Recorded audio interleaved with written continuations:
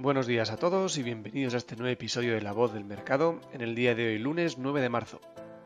La semana pasada estuvo marcada por datos macro como los de inflación en la eurozona o empleo en Estados Unidos, en un contexto en el que la tensión geopolítica finalmente fue quien marcaba el devenir de los mercados.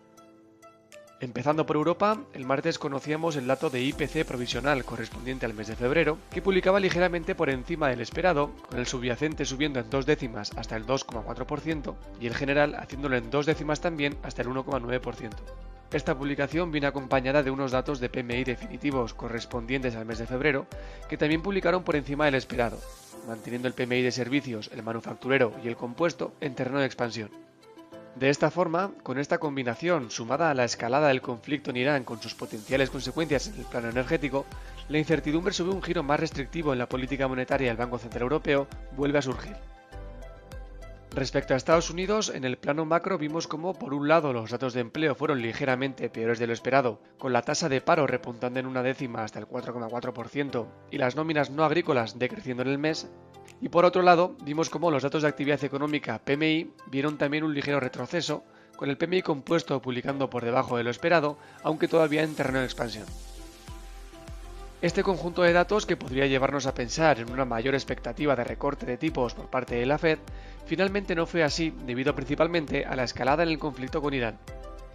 Y es que la semana pasada todas las miradas estaban puestas en cómo evolucionaba el conflicto, ya que los ataques realizados entre Estados Unidos e Israel contra Irán terminaron eliminando a su líder, provocando una rápida respuesta por parte de Teherán mediante el lanzamiento de misiles y drones contra objetivos estadounidenses e israelíes.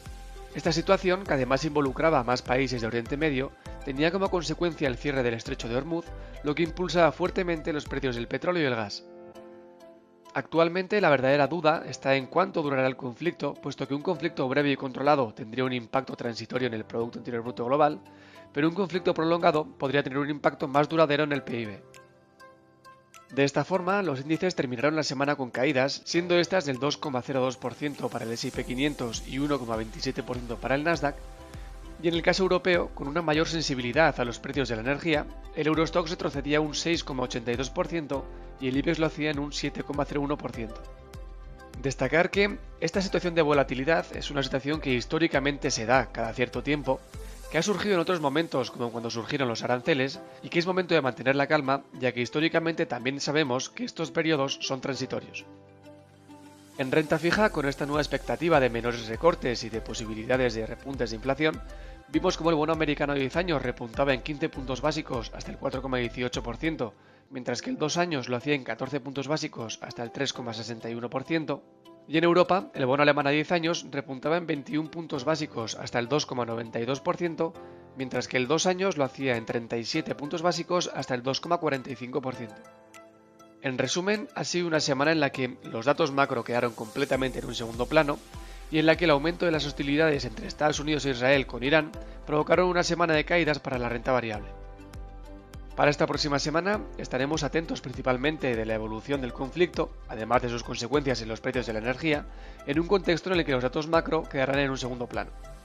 Y esto ha sido todo por hoy en este podcast elaborado por GES Cooperativo. Nos vemos la semana que viene.